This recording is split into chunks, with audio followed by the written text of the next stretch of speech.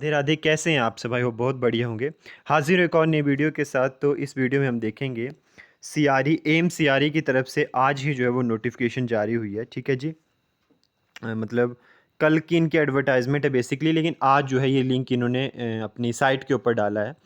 तो सुबह जो है वो एक आपको न्यूज़पेपर लेटर का एक कटिंग या जो भी आप बोल सकते हो नोटिफिकेशन दिख रही थी बहुत सारे चैनल्स के ऊपर, या जो भी आप बोल सकते हो। तो वो उसमें सिर्फ आपको डेट वगैरह बताई थी, लेकिन अभी जो है इन्होंने पूरी नोटिफिकेशन जो है अपनी साइट के ऊपर डाल दी है। अगर किसी को नोटिफिकेशन डाउनलोड करनी हो तो नेक्स्ट वीडियो में मैं वो आपको कैसे डाउनलोड करनी वो भी बना के आपको बता दूंगा कि ऐसे ऐसे आप पूरी जो है नोटिफिकेशन वहाँ से डाउनलोड कर सकते हैं। बेसिकली बहुत सारी पोस्टें हैं, लेकिन हम बात करेंगे अपनी फार्मेसी की पोस्ट की। ठीक है जी। तो नोटिस नंबर 278 2025, डेट 11/7/2025। ठीक है जी। तो ये आप सबसे पहले जो है डेट्स देख सकते हैं जो कि आज से शुरू है। ठीक है, स्टार्ट ऑन और क्लोजिंग ऑन। ठीक है, 31/7/2025। और इन्होंने जो है वो date of status of application form for acceptance to appear in examination. ठीक है, 7/8/2025। ठीक है, और इशू ऑफ एडमिट कार्ड। ठीक है, as per scheme of examination. सब कुछ आपको डिटेल जो है वो मतलब नोटिफाई करते रहेंगे अपनी साइट के ऊपर। ठीक है जी। सीबीटी की डेट भी इन्होंने दे दी, और जो ये डेट आपको देते हैं वो कंफर्म्ड होती है कि इस डेट के बीच में आपका सीबीटी होगा ही, मतलब कंप्यूटर बेस्ड टेस्ट होगा ही होगा। ठीक है जी। मतलब टेंटेटिव लिखी है, लेकिन इसके बीच में हो जाता है। ठीक है जी। जो पिछला नोटिस आया था उसके जो हमारा जैन में नोटिफिकेशन आई थी उसमें भी उन्होंने सीबीटी की डेट साथ साथ में दे दी थी, उसी बीच जो है सीबीटी हुआ था। ठीक है जी। तो इसमें आपको पूरा सब कुछ कंटेंट इन्होंने दिया होता है कि कौन कौन सी एज क्राइटेरिया, रिलैक्सेशन, ये सब कुछ। तो हम थोड़ा थोड़ा इसमें देख लेंगे, बाकी मैं आपको बता दूंगा आपने कैसे डाउनलोड करनी है। ठीक है जी। और वहाँ से फिर आप फुल नोटिफिकेशन जो है वो पढ़ सकते हैं। ठीक है। हाँ जी। एज SC ST की बात करें तो 5 ईयर्स का रिलैक्सेशन होता है, ओबीसी के लिए 3 ईयर्स का। ठीक है जी। ये हो गया आपके पास PWD। ठीक है, 10 ईयर्स हो गया है, एक्स सर्विस मैन, ये सब कुछ आप देख सकते हैं बेसिकली यहाँ से। हाँ, तो हम पोस्ट के ऊपर जाते हैं फ़िलहाल।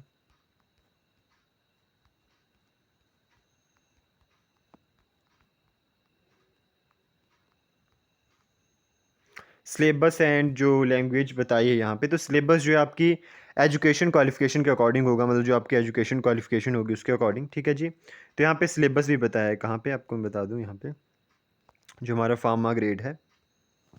ठीक है, 11th नंबर के ऊपर पोस्ट है, टेक्नीशियन फार्मासिस्ट एलोपैथिक। ठीक है जी। ठीक है,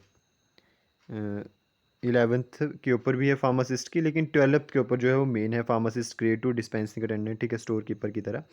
तो फार्मेसी यहाँ पे इन्होंने बताया कि सिलेबस में आपकी फार्मेसी से रिलेटेड ही आता है। जीके आता है, फार्मेसी से रिलेटेड आता है, और जीके आता है, दो चीज़ें आती हैं और इंग्लिश में ही आता है। ठीक है जी। तो ये आप देख सकते हैं। बाकी हमारे पास यहाँ पे यहाँ से। ठीक है,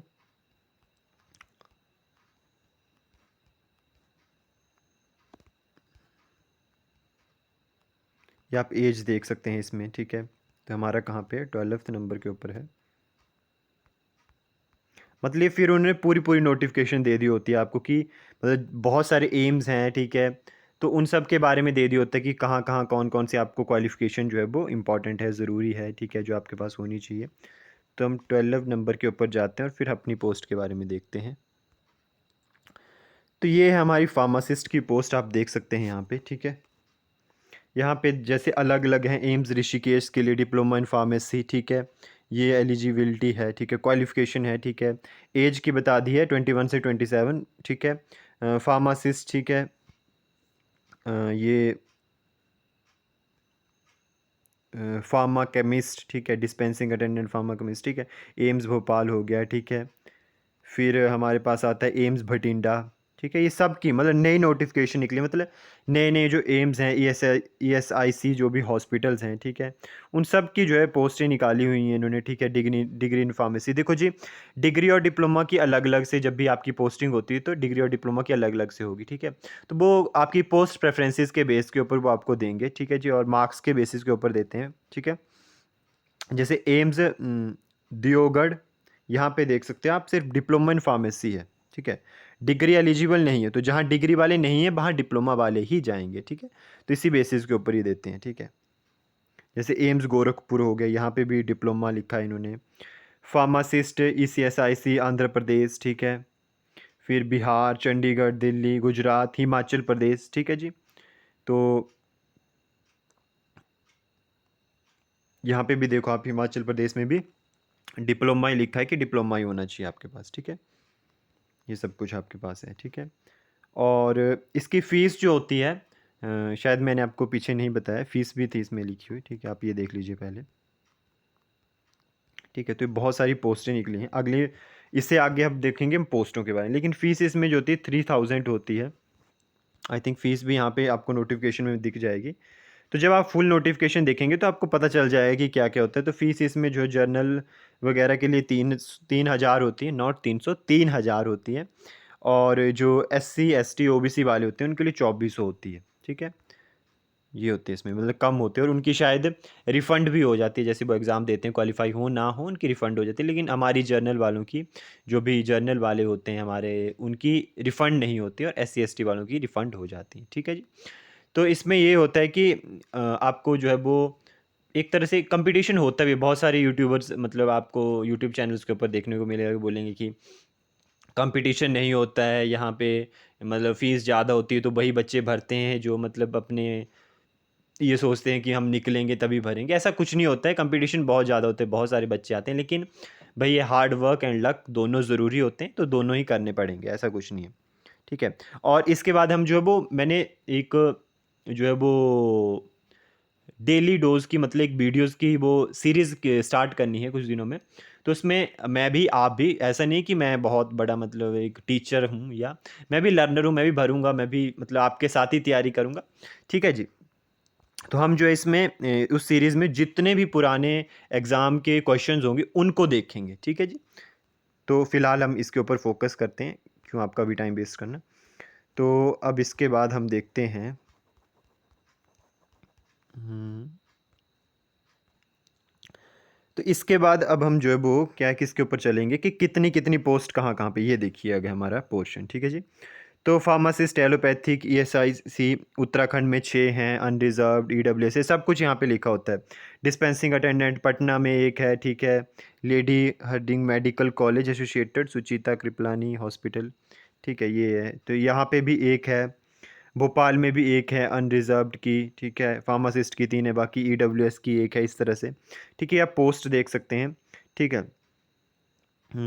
जम्मू हो गया, मंगलागिरी हो गया, ठीक है।